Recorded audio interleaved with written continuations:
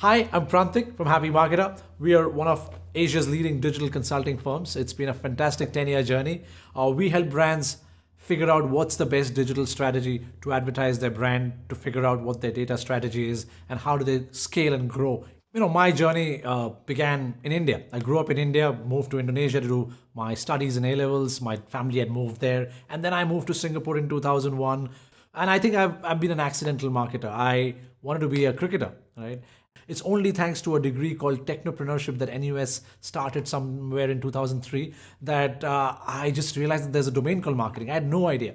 And I think I've never been a big planner. So I've always reacted to opportunities. I've always sought out, hey, what's the next big thing? I've always kind of wanted to experiment. It might sound like a cliche, but I correlate to what Steve Jobs says, that you just splatter those dots and eventually I guess you can always connect in hindsight. After NUS, I chose to pursue civil service.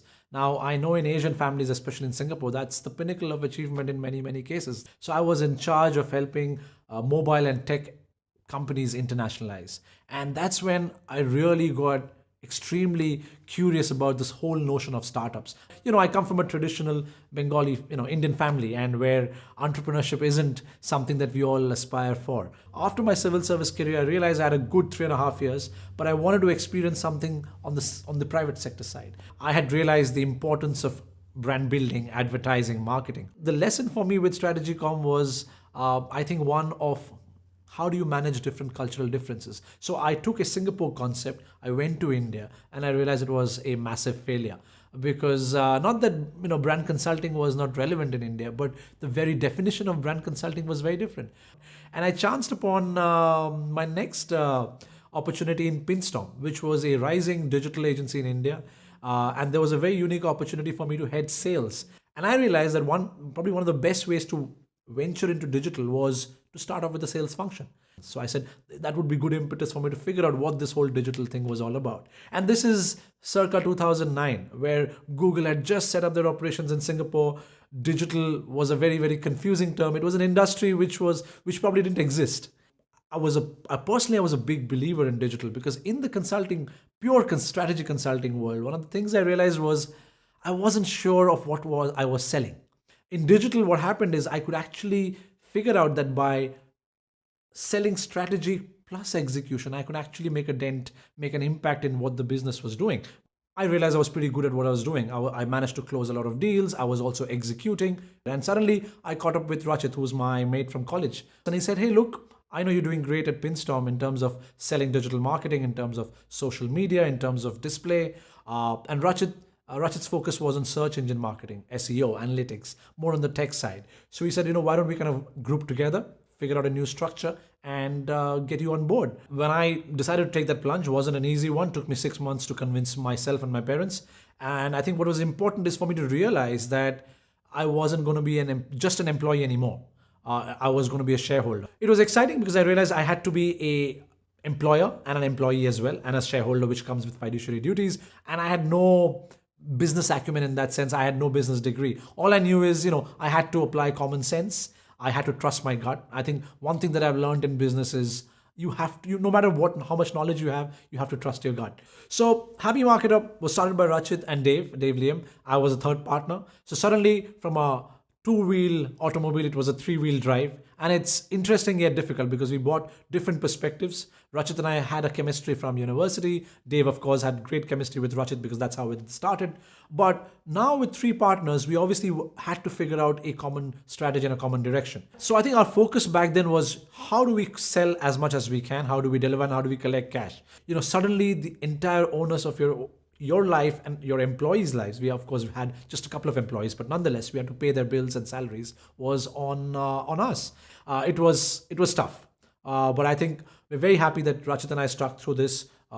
We moved on amicably. Dave today is running a separate business altogether. I had to settle in with the fact that I had got to take a massive pay cut. I think the first few months we hardly drew salaries, and not just myself, but everyone in the business, which was very daunting because we had, as foreign students, we had certain loans to repay. But I guess one has to choose and prioritize one's battles. So it was very, very hard, but I'm so glad I took that bet in my mid-late 20s because I was single, didn't have a family, didn't have certain responsibilities back home as well. So by Jan 2013, we'd figured out, now it was Rachit and myself and a few employees. We had some very good set of government and private sector clients, but the question was, how do we grow this? But once we got a sense of, okay, we are in this thing called a digital agency, we said, how do we scale? Because we found it extremely hard to hire good talent in Singapore for a couple of reasons. Cost, because we're self-funded. B, also back then, they were very, digital was very nascent. It was very, very hard to find good talent because the good talent would go for the larger Facebook, Googles, and Twitters. Very few people wanted to work for independent companies. So we went back to India.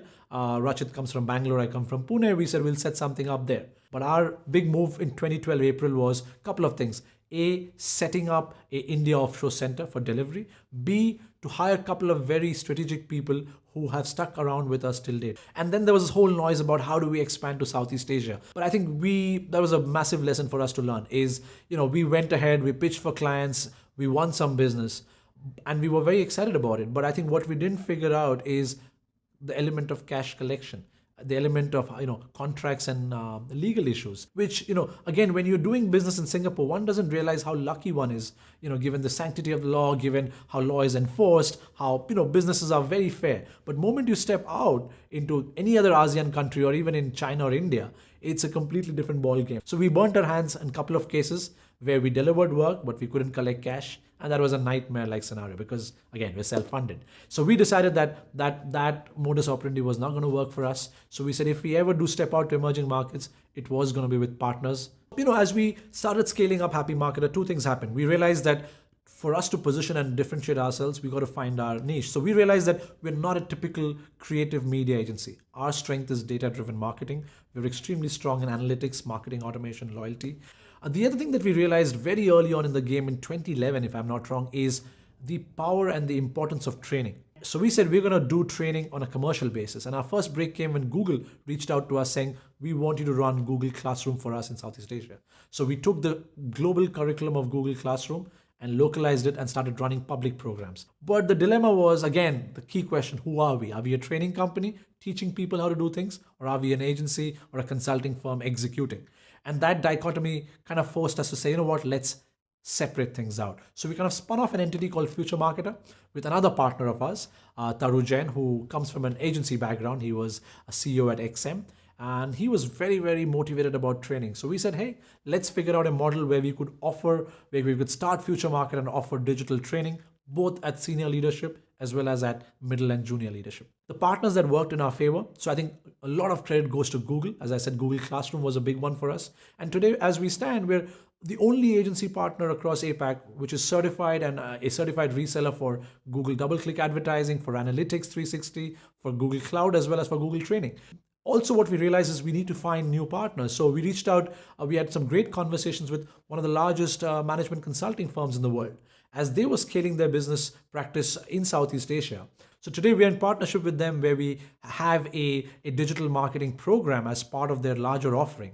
At the same time, we're also getting a taste of what the big agencies, the ad agency networks look like. So we are in talks to kind of have partnership opportunities with some of the largest agency groups as to how can we value add their clientele. It's been very exciting to get 3 different perspectives, and that's the way we want to grow in the coming years. One thing that we definitely want to venture on into is platforms and products.